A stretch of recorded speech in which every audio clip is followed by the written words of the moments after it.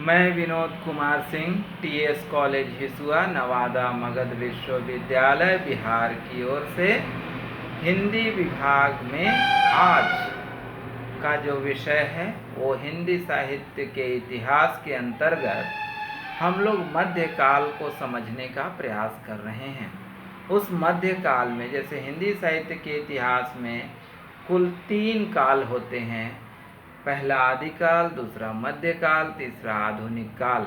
इसमें हम लोग मध्यकाल जो सिलेबस में है और वो फर्स्ट ईयर से लेकर 3rd ईयर तक के विद्यार्थियों को पढ़ना है, इसलिए हमने मध्यकाल को पहले टॉपिक के रूप में करीब जून के बाद जो गर्मी छुट्टी रही उसके बाद हम लोग जब शुरू किए तो पूरे जुलाई तक मध्यकाल में घूमते रहे और थोड़ा सा हिंदी साहित्य के इतिहास के आधुनिक काल का परिचय संक्षिप्त में चलाए।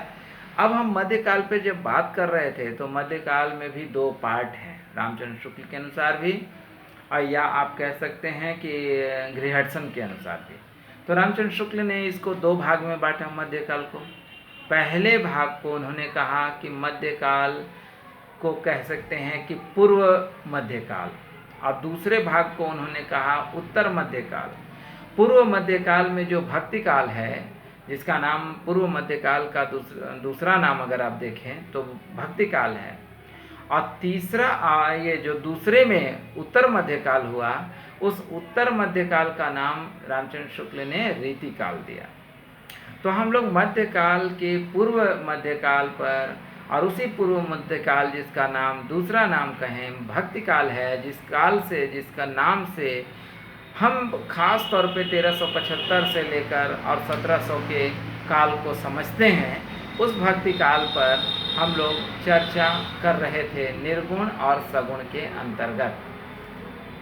तो निर्गुण में हम लोग बातचीत कर रहे थे, जिसको रोककर हम लोग सगुण पर बातचीत करने लगे। इसका कारण ये था कि अभी वर्तमान समय में आप देखेंगे कि अयोध्या का मामला चल रहा है और राम जन्मभूमि पर राम मंदिर बनाने का कार्यक्रम जारी हो गया।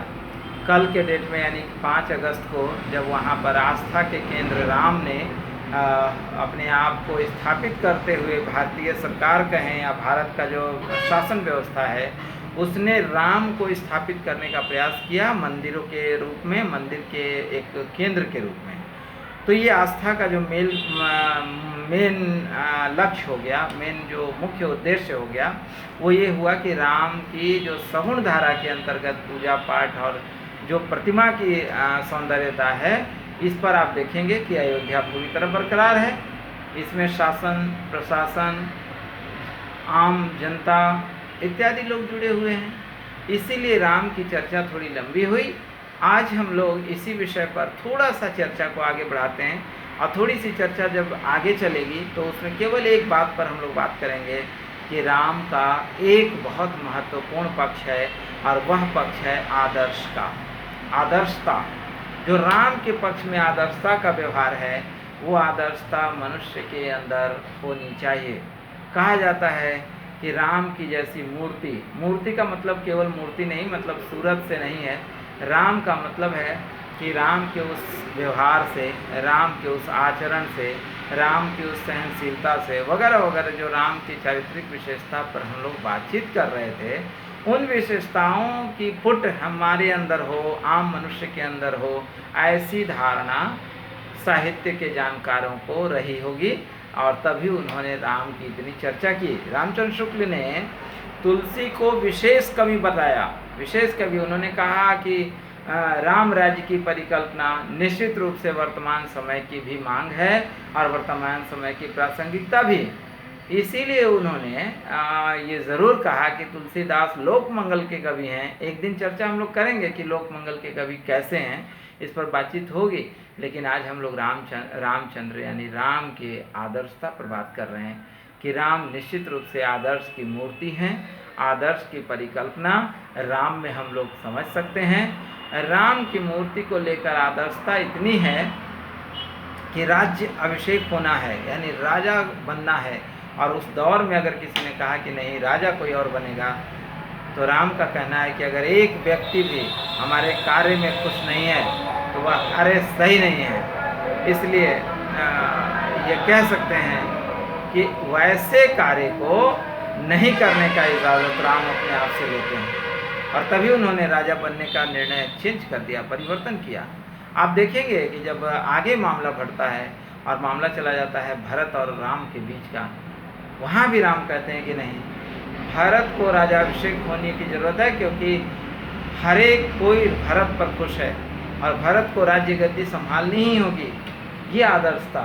इतना ही नहीं, साधु महात्मा के साथ, मित्र के साथ, आम जनता के साथ आप देखेंगे कि एक जाति का बोध तो नहीं होना चाहिए, लेकिन फिर भी मात्र एक धोबी संप्रदाय से आए हुए व्यक्ति के ये कहने पर कि मैं राम नहीं हूँ, जो गैर हाथों में गई हुई स्त्री को यूं ही अपना लिया, इस बात पर राम केवल सीता को वनवास किए। खैर तुलसी के रामचरितमानस में ये प्रसंग नहीं है, वाल्मीकि में ये है, लेकिन तुलसी में नहीं है। लेकिन आखिरकार वाल्मीकि में है, अर्थात ये हुआ कि राम के एक रूप ये भी है।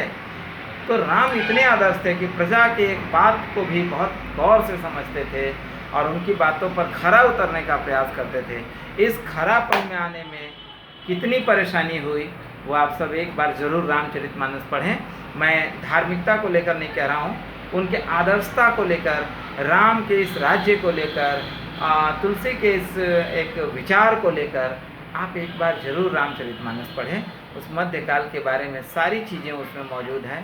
खेती न किसानी, न भिखारी को न भीख भली, चाकर को चाकरी ना।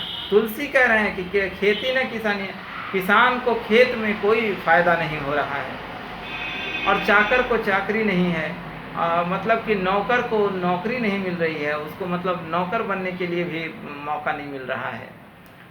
ऐसी स्थिति में वो समय कितना भयावह होगा, ये तुलसी के रामचरितमानस से पता चलता है। आप एक बार पढ़ें, कवितावली पढ़ लें और रामचरितमानस, दोनों किताब जब आप तुलसी का पढ़ेंगे तो राम के स्वरूप पर विचार करने में आपको कोई परेशानी नहीं होगी, और ऐसी स्थिति में आप राम को अच्छे से समझ सकते हैं। और केवल राम को नहीं, बल्कि उस समय को, उस यथार्थ को, उस परिकल्पना को और इस महाकाव्य को भी। आज के लिए इतना ही रहने दीजिए, अगले दिन अगली बातचीत करेंगे। बहुत बहुत धन्यवाद, बहुत बहुत धन्यवाद। नमस्कार।